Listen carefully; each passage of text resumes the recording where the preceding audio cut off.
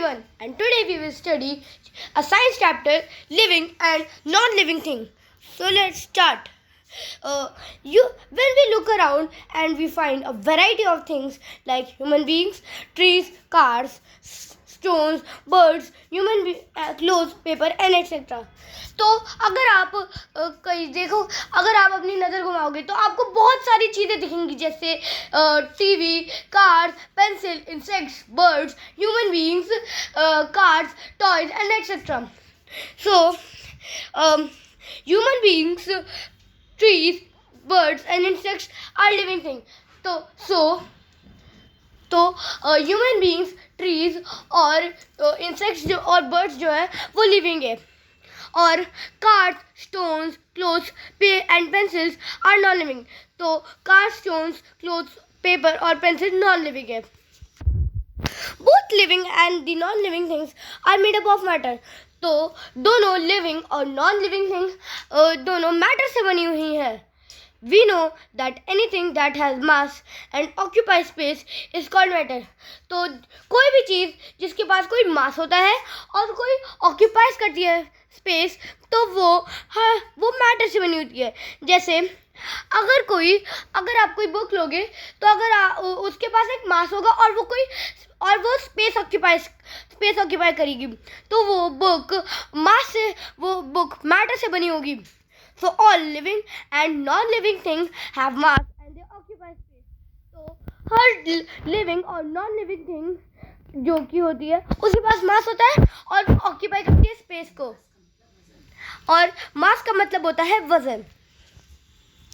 All living things look different from one another but possess some common characteristics which are different from the non-living thing.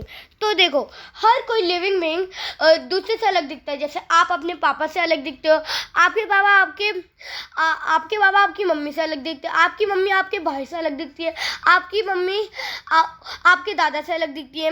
पर उन सबके पास एक common characteristic होती है, जैसे कि आप सबके पास हार्ट होता है, पर जो नॉन लिविंग थिंग होती है उनके पास हार्ट नहीं होता है. और आप सबके पास आप सब सांस लेते हो, पर जो नॉन लिविंग थिंग होती है वो सांस नहीं लेती हैं. Let us learn about the characteristics of living which distinguish them from the non-living thing. तो हम कुछ पढ़ते हैं जो कि लिविंग थिंग को अलग बनाती है नॉन लिविंग थिंग से. Characteristics of living things. All living things are made up of cell.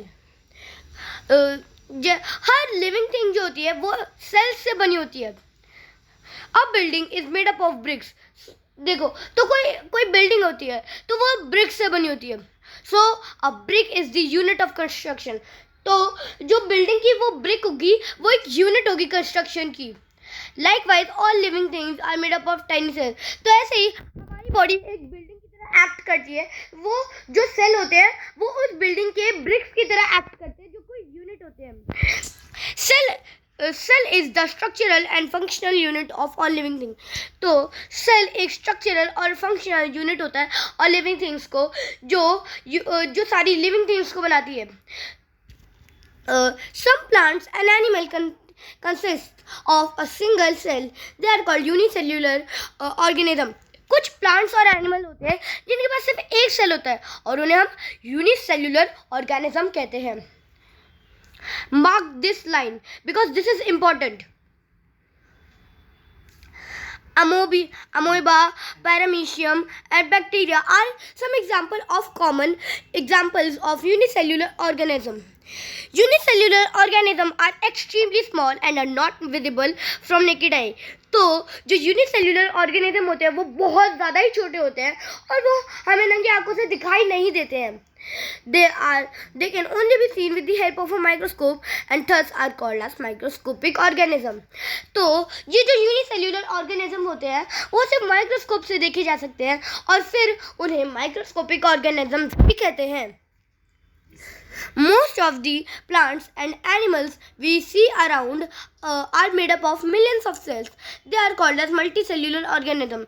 तो जैसे आप एक ह्यूमन बीइंग हो तो आप बहुत सारे millions of cells से बने हो, तो आप एक मल्टीसेल्युलर ऑर्गेनिज्म हो गए.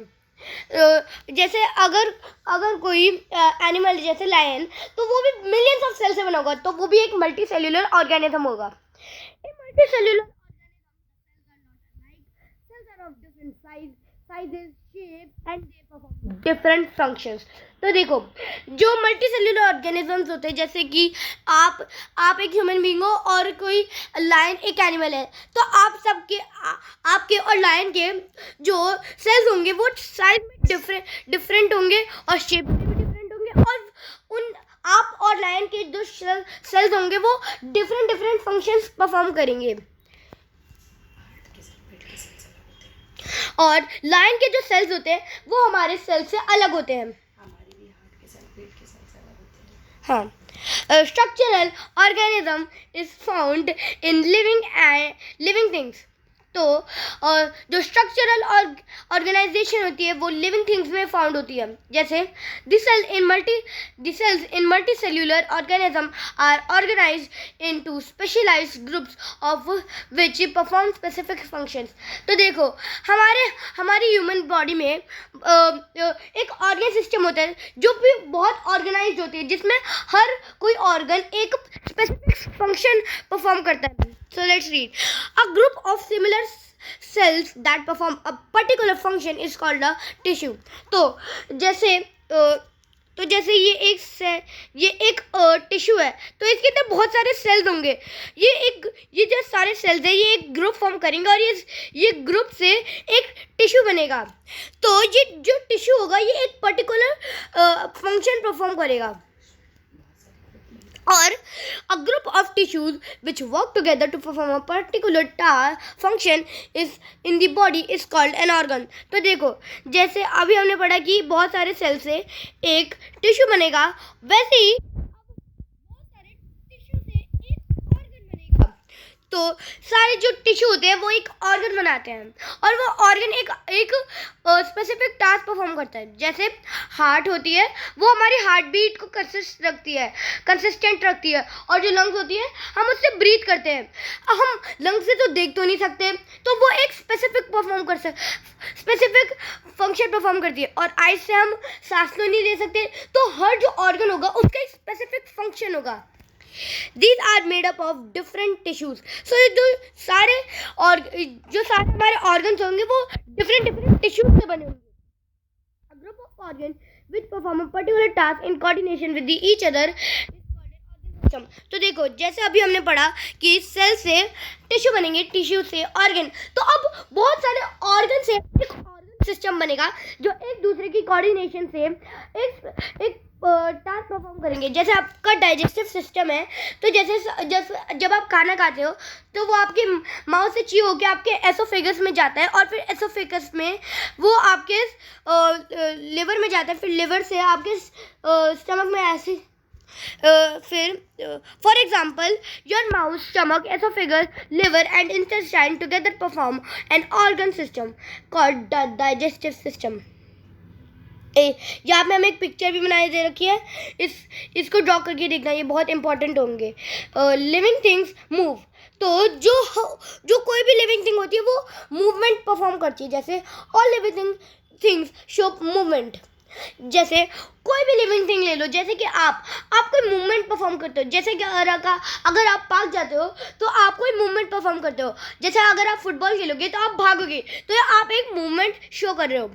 Animals move from one place to another in search of food and shelter, and also to escape from their enemies. This movement is called locomotion. तो देखो, जैसे कोई डियर है तो वो वाटर और शेल्टर की खोज में मूवमेंट करेगा, और वो जैसे अगर कोई लायन उसे पकड़ रहा है तो फिर वो अपनी जान को बचाने के लिए वो भागेगा. तो इस मोशन को जो एनिमल परफॉर्म करते हैं वो उसे लोकोमोशन कहते हैं.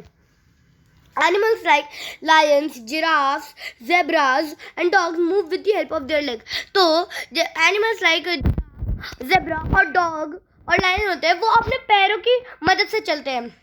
Animals like birds and mosquito have wings to fly.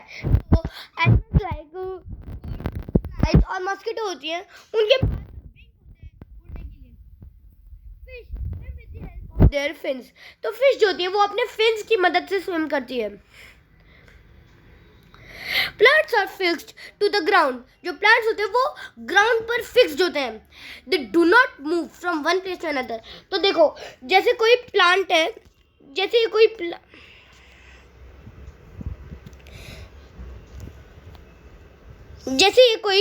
Plant है तो और ये सॉइल है और ये ग्राउंड है, तो ये प्लांट जो होगा ये एकदम फिक्स्ड रहेगा, ये अपनी पोजीशन से मूव नहीं करेगा। और plant can only move their certain body parts like leave. तो प्लांट्स जो होते हैं वो अपने सर्टेन बॉडी पार्ट्स को ला सकते हैं, पर पूरे प्लांट को अपनी पोजीशन से नहीं ला सकते। The sunflower always turn towards the sun. तो जब कोई सनफ्लावर होगा तो वो हमेशा सन की तरफ ही होगा। और touch me not plant closes itself on touching. तो टच मी नॉट प्लांट हमेशा अपने प्लांट को क्लोज कर लेगा अगर कोई उसे छुएगा।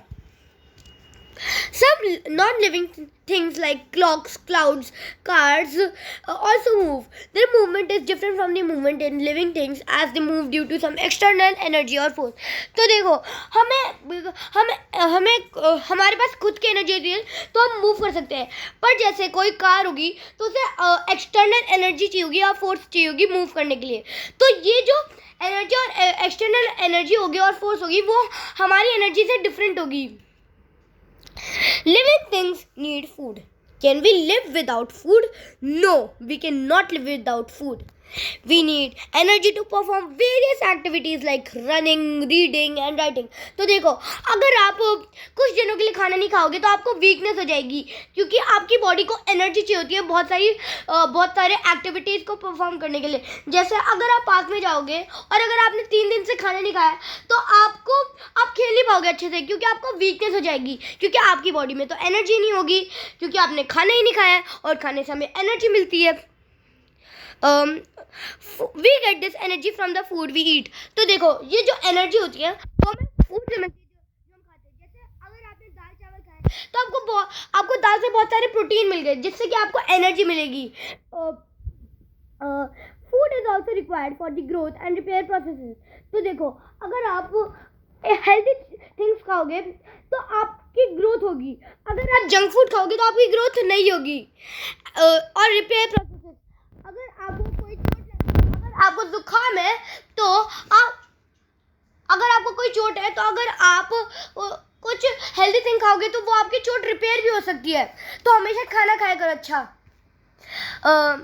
All green plants prepare their own food by taking in carbon dioxide and water in the presence of sunlight and chlorophyll by the process of photosynthesis. तो देखो जो प्लांट्स होते हैं वो अपना खाना कैसे बनाते हैं, वो कार्बन डाइऑक्साइड और वाटर को अपने अंदर लेते हैं और in the presence of sunlight और क्लोरोफिल के। तो एंड इस प्रोसेस को हम कहते हैं फोटोसिंथेसिस। तो ग्रीन प्लांट्स आर ऑटोट्रॉप्स। तो ग्रीन प्लांट्स जो होते हैं वो ऑटोट्रॉप्स होते हैं। Underline this line because it is important. All animals get their food from plants and animals. From plants and other animals. They are called heterotrophs. तो जो animal वो कोई अदर प्लांट से या कोई अदर एनिमल से अपना खाना लाते हैं तो उन्हें हेटेरोट्रॉप कहते हैं। Underline this line, this is important. सारे एनिमल जो होते हैं वो हेटेरोट्रॉप्स होते हैं। एनिमल्स लाइक क्योंकि उनकी बॉडी में खाना नहीं होता तो वो कोई अदर प्लांट्स या एनिमल से अपना खाना लाते हैं। Animals like cows, deer, rabbit and bird eat only part of plants such as leaves, stem, root, fruit and seed. तो आपने अगर कोई काऊ को देखा है वो हमेशा ग्रास खाती है, तो वो एक पर्टिकुलर पार्ट खाती है एक प्लांट का। Animals like lion, tiger and leopard kill animal and eat small animal. तो जो इन एनिमल्स को हम कार्निवोरस एनिमल कहते हैं। जैसे टाइगर होता है और लेपर्ड होता है वो दूसरे जानवरों को मार के खाते हैं। जैसे लायन जो होता है अगर वो किसी डियर को मारेगा तो वो उस डियर को खाएगा। Let's move on. Please take a screenshot of it because you have to do this worksheet. Living things expire. Hold your breath for a few second. अपनी सांस को रोकिए कुछ सेकेंड्स के लिए. Can you hold it longer? No, all living things breathe, live, and all living things inhale oxygen-rich air. तो देखो, अगर आप अपनी सांस थोड़ी देर के लिए रोकोगे तो आप ज़्यादा देर तक रोक नहीं पाओगे, क्योंकि आपको ऑक्सीजन रहेगी ब्रीथ करने के लिए. अगर आप ऑक्सीजन ब्रीथ नहीं करोगे so you can not live.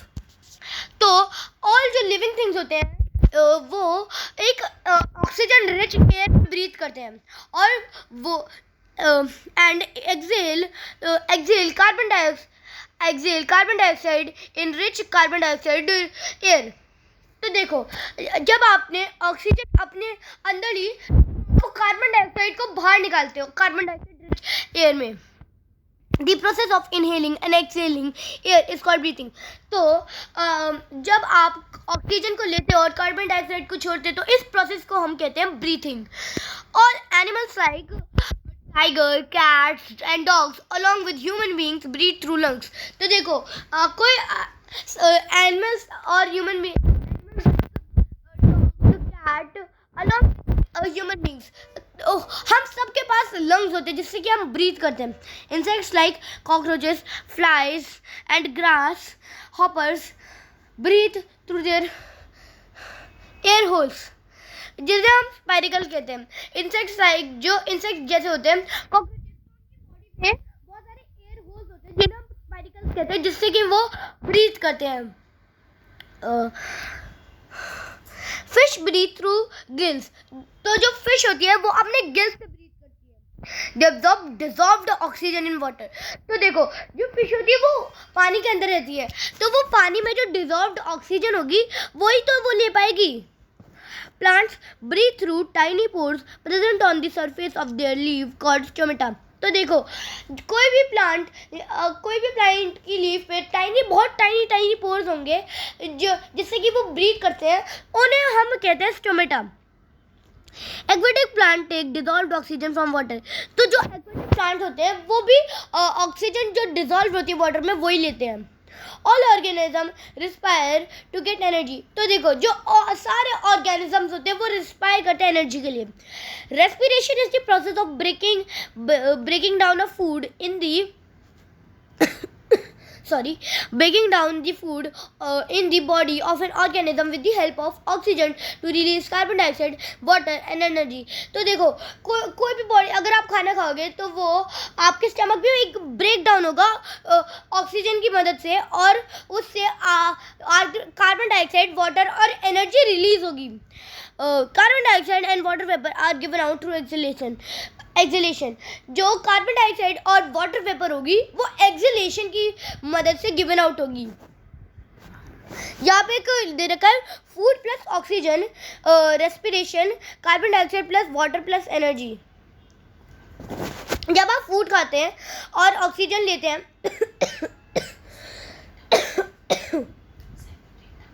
वो आपके सेल में ब्रेक डाउन होता है और फिर उससे जो होता है कार्बन डाइऑक्साइड, वाटर और एनर्जी रिलीज होती है. Living things excrete. We know that all living things take food. तो देखो, सारी जो लिविंग थिंग्स होती है वो खाना खाती है और उसको अपनी बॉडी के अंदर रहती है. A part of it we use to utilize for energy. The unused part of the food is the waste material. तो देखो, आप खाना खाते हो तो थोड़ा सा जो पार्ट होता है खाने का वो आप एनर्जी के लिए यूटिलाइज करते हो, पर जो अनयूज्ड पार्ट होता है वो एक वेस्ट मटीरियल की तरह बन जाता है. Our body produces waste material in other life processes like respiration. तो देखो, तो ये जो वेस्ट मटेरियल होता है वो हमारी बॉडी से रेस्पिरेशन की मदद से निकलता है. The waste material being poisonous need to be removed from the body of organism. तो जो वेस्ट मटेरियल होता है वो बहुत पॉइजनस होता है, तो वो हमारी बॉडी से निकलना बहुत इंपॉर्टेंट होता है. The process of removal of waste material by a living organism from its body is called excretion. तो देखो कोई भी वेस्ट मटेरियल आपकी बॉडी से निकलना, किसी भी लिविंग बॉडी की नहीं, किसी की भी कोई भी लिविंग बॉडी, कोई भी लिविंग थिंग से निकलना वेस्ट मटेरियल, तो उसे एक्सक्रीशन कहते हैं। जैसे कि अगर आप वॉशरूम के लिए जाते हो तो जो आपकी यूरिन होती है वो एक वेस्ट मटेरियल की तरह एक्ट करती है। The waste material is excreted as urine, feces and sweat. तो जो आपके वेस्ट मटेरियल होता है वो 3 तरीके से निकलता है, जैसे यूरिन, फेसेस और sweat. Body organs like kidneys, lungs, large intestine and skin take a part in the removal of waste. तो जो बॉडी ऑर्गन्स होते हैं जैसे किडनीज, लंग्स, लार्ज इंटेस्टाइन और स्किन, वो टेक पार्ट करते हैं रिमूवल में ऑफ दिस वेस्ट। तो देखो जैसे कि अगर आप खेलते हो तो आपको पसीना आता है, तो वो जो पसीना होगा वो एक वेस्ट मटेरियल की तरह एक्ट करेगा और वो आपकी स्किन पे आएगा, तो वो स्किन से वो हट जाएगा। तो यहाँ पे स्किन जो होती है वो इसमें टेक पार्ट करती है कि वो आपकी बॉडी से रिमूव करे सारे वेस्ट मटेरियल को। Carbon dioxide produced by animal during respiration is release from the body through exhalation. तो जो कार्बन डाइऑक्साइड होती है वो एनिमल की हेल्प से प्रोड्यूस होती है ड्यूरिंग रेस्पिरेशन और and it is release from the body through exhalation. Plants also release carbon dioxide during respiration by tiny pores called stomata. तो जो प्लांट्स होते हैं वो भी रिलीज करते हैं कार्बन डाइऑक्साइड एक टाइनी पोर से, उन्हें हम स्टोमेटा कहते हैं। Plants also produce some other waste material. जो प्लांट्स भी होते हैं वो भी कुछ टाइप के वेस्ट मटीरियल को निकालते हैं अपनी बॉडी से। The waste material are either stored in the different parts like leaves, barks and fruit, or are removed as various secretions. तो जो वेस्ट मटेरियल होंगे प्लांट में वो अलग अलग डिफरेंट पार्ट्स में हो सकते हैं, जैसे कि लीव्स, बार्क और फ्रूट्स में, या फिर वो बहुत सारे सेक्रीशन के प्रोसेस से भी निकल सकते हैं। तो जो वेस्ट मटेरियल जैसे गम्स, रेसिन्स और लेटेक्स, तो ये कुछ टाइप्स के वेस्ट प्रोडक्ट्स होते हैं जो प्लांट की बॉडी में होते हैं। Plants store waste product in such a way that they do not harm the plant. तो देखो ये जो वेस्ट प्रोडक्ट होते हैं वो प्लांट में ऐसे स्टोर होते हैं कि वो प्लांट को कभी वो हार्म ना पहुंचाए। Living thing grow. Look at your picture when you were infant. आप अपनी एक पिक्चर देखो जब आप बहुत छोटे थे और आप बच्चे थे। यू वर सो स्मॉल, आप कितने छोटे थे। And now look at yourself, you are grown up and increased in size. तो अगर आप अपने बचपन में आपकी फोटो देखोगे आप कितने छोटे हो गए, पर अगर आप अभी अपने आप को देखोगे तो आप इंक्रीज हो जाओगे, आपका साइज इंक्रीज होगा और आप ग्रोन अप होगे। All living things grow on their own. Growth is actually increase in size of the body. तो देखो जो all living things होती है वो ग्रो होती है। तो जैसे अगर आप बच्चे हो तो अगर आप 2 years के हो और जब आप 8 years के हो गए तो आप बहुत बड़े हो जाओगे, आप ग्रोन अप हो जाओगे। तो जो ग्रोथ होती है वो इंक्रीज इन साइज होती है बस। A tiny seed grow into a baby plant and after some time it grows into a big plant or tree. तो देखो जैसे अगर आप कोई सीड बोते हो सॉइल में तो वो कुछ दिनों के बाद कोई बेबी प्लांट बनता है, फिर वो थोड़े दिनों के बाद एक बिग प्लांट या फिर ट्री बन जाता है। Plants continue the growth through out their life. तो जो प्लांट होते हैं वो अपनी पूरी लाइफ में अपनी ग्रोथ करते हैं। A small puppy grows into a dog. तो जो एक स्मॉल पपी होता है वो एक डॉग में बड़ा हो जाता है। A chick comes out of an egg and grows into an. तो एक चिक जो होता है वो अंडे से बाहर आके एक hen की तरह ग्रो होता है। Animals grew up to a certain age only. तो देखो जो एनिमल्स होते हैं वो एक सर्टेन एज तक ही ग्रो होते हैं। They stop growing after they have attained a certain size or shape. You will also grow for a few years more and then you will stop growing. तो देखो जैसे अगर आप 15 years के होगे तो अब तक आप ग्रो करोगे, पर उसके बाद अगर आप ग्रो करोगे पर कुछ समय के कोई एक पॉइंट आएगा जब आपकी ग्रोथ बंद हो जाएगी।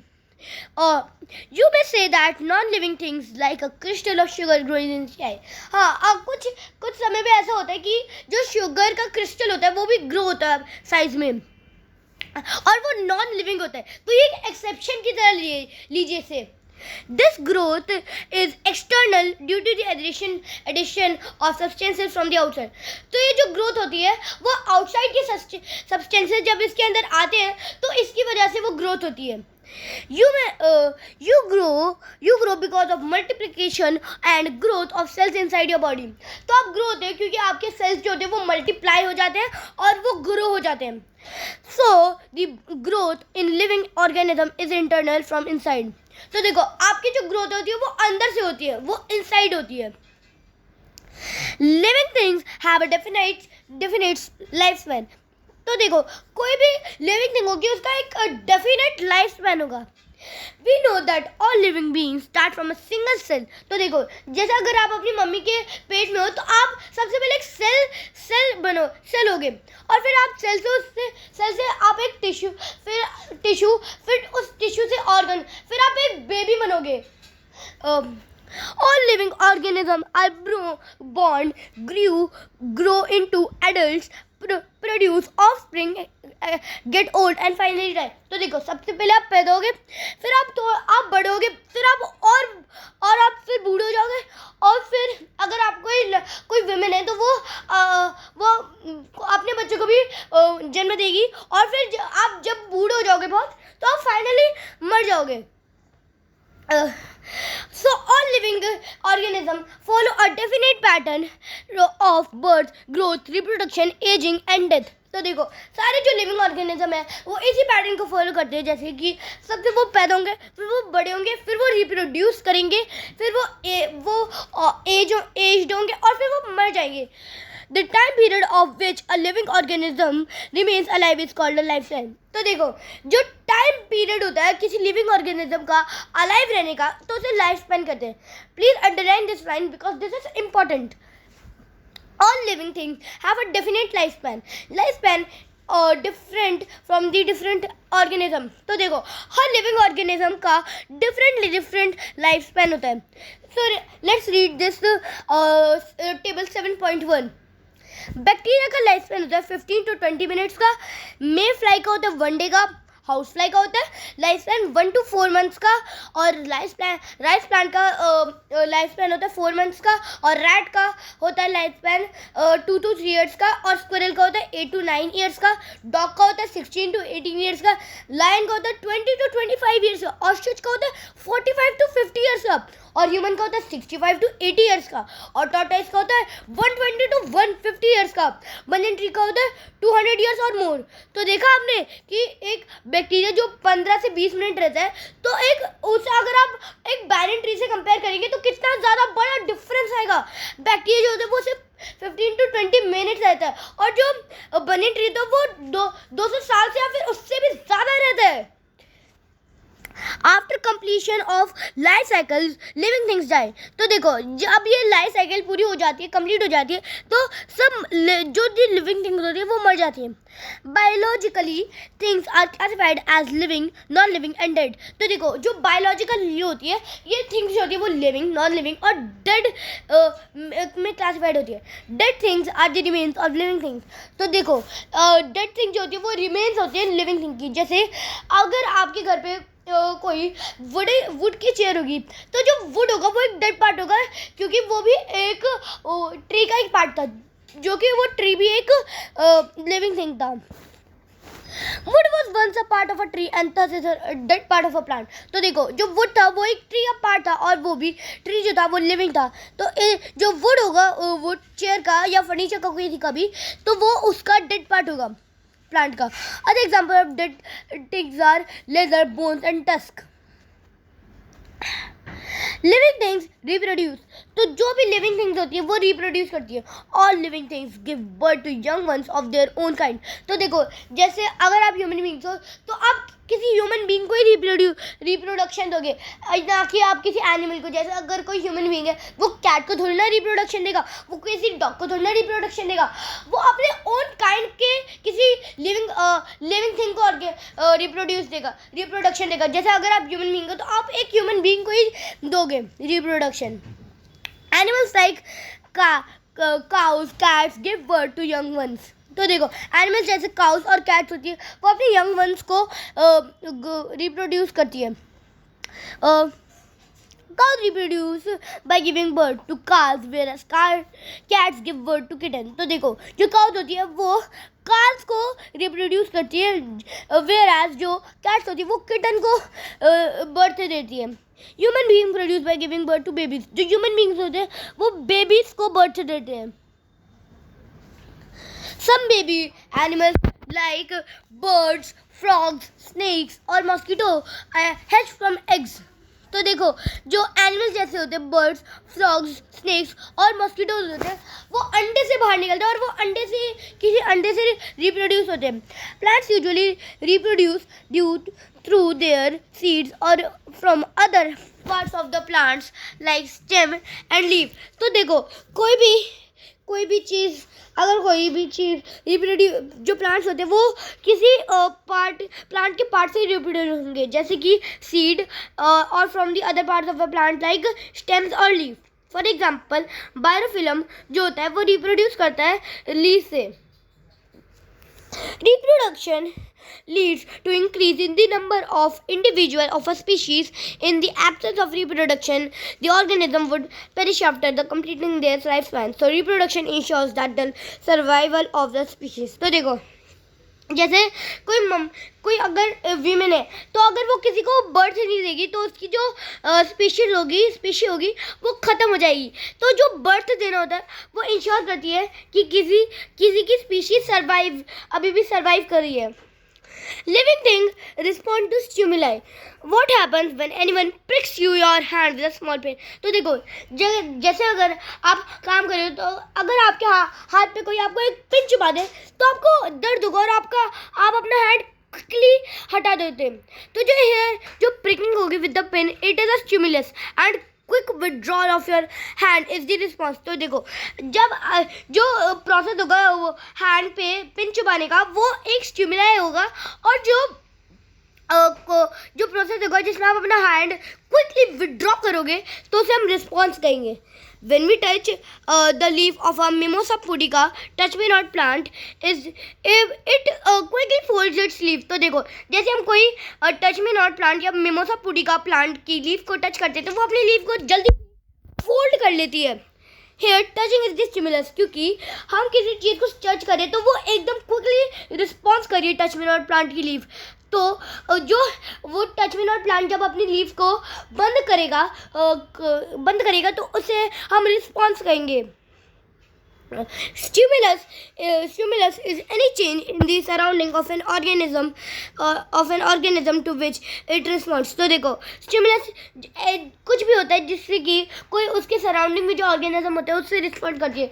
तो देखो जैसे कि आप कोई काम करें तो आपको अगर आपके हाथ पे कोई गर्म चीज़ लगाएगा तो आपको दर्द होगा, आप अपना हाथ जल्दी से हटाओगे। तो जो प्रोसेस होगा आपके हाथ पे कोई गर्म चीज़ लगाने का वो स्टिमुलाई होगा, और जैसे आप अपना हाथ हटाओगे वो एक रिस्पॉन्स होगा। All living things respond to stimuli like temperature, touch, light, sound and smell by moving towards it or away from it। तो देखो कोई भी जो लिविंग थिंग होती है वो किसी भी स्टिमुलाई जैसे टेम्परेचर, टच या लाइट या साउंड और स्मेल की तरफ मूव करती है या फिर उसके अवे मूव करती है। So all living things can feel and are able to perceive the changes occurring around them। तो जो कोई भी लिविंग थिंग होती है वो किसी भी जो कोई भी चेंज हो रहा है वो अपने सराउंडिंग में वो सेंस कर लेती है। This ability to response to any external change is called sensitivity. तो देखो कोई भी एक्सटर्नल चेंज, जैसे अगर आपको कोई पिन चुभाएगा तो जैसे ही आपको जैसे आप उसको रिस्पॉन्ड करेंगे तो उस एबिलिटी को हम सेंसिटिविटी कहेंगे। Viruses, entities between living and non-living। Viruses are microorganisms which have characteristics of both living and non-living thing। तो देखो जो वायरस होते हैं वो है जिनके पास जो कि बोथ लिविंग और नॉन लिविंग थिंग्स होते हैं. They are just like any other non living things outside the body of a living thing. तो देखो ये बस ऐसी होती है किसी कोई नॉन लिविंग थिंग के बाहर कोई लिविंग थिंग है.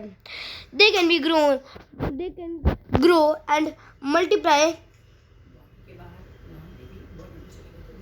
अच्छा, अगर जो माइक्रो ऑर्गेनिज्म होता है अगर वो बॉडी के जो वायरस होंगे अगर वो बॉडी के बाहर होंगे तो वो लिविंग और नॉन लिविंग होंगे. अगर बॉडी के अंदर होंगे तो लिविंग होंगे.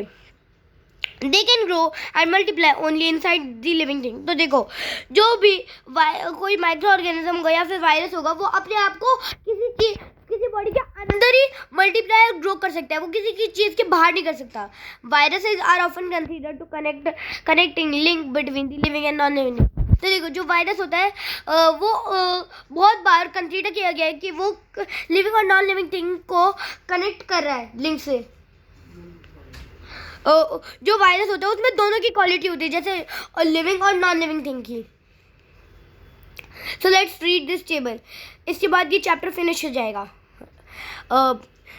Table 77.2 differences between living and non-living things. Living cells. Living things are made up of cells. Non-living things, they are not made up of cells. Movement. Living things can move on their own. Non-living things, they cannot move on their own. We have to move them. Living thing, food. Living things need food. Non-living things need food. इसमें एक non-living thing का एक वो advantage है क्योंकि वो बिना खाना खाए या बिना पानी पिए भी लिव कर सकती है. पर जो लिविंग थिंग्स होती है वो बिना खाना खाए और पानी पिए रह नहीं सकती. Living things respire. Non-living do not respire. Excretion. Living things excrete to get rid of waste products formed in the body. Non-living things do not excrete. Living things. Growth. Living things grow. Non-living things, they do not grow. Lifespan. Living things have a definite lifespan. Non-living things do not have a definite lifespan. Reproduction. Living things reproduce. Non-living things, they do not reproduce. Response to stimuli. Living things respond to stimuli. They can feel and react. The non-living things do not respond to stimuli. So here our chapter is finished. So let's meet in the next video and thank you and bye bye.